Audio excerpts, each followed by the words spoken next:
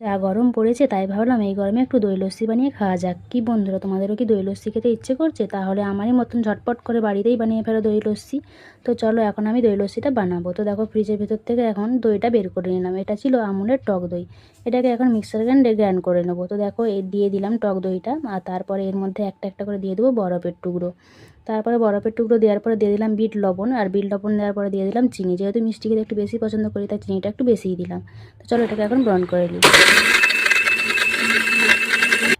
দেখো আমার একদম গাঢ় গাঢ় ফেনা ফেনা তৈরি হয়ে গেছে দই লস্যি। তো হলো এটাকে এখন কাঁচের গ্লাসে ঢেলে নেবো। দেখো একটা ট্রে নিয়ে নিয়েছি, তাই দুটো কাঁচের গ্লাস নিয়েছি। এই দুটো কাঁচের গ্লাস নিয়েছি আমি আমার ছেলে খাবো। তোমাদের দাদা এখন বাড়িতে নেই, তার জন্য সে এখন যখন আসবে তখনই তাকে বানিয়ে দেবো। তো তারপরে দিয়ে দিলাম এর মধ্যে একটু জলজিরা। আর জলজিরাটা অনেকেই পছন্দ করে না, যেহেতু আমরা একটু পছন্দ করি তাই একটু দিয়ে দিলাম।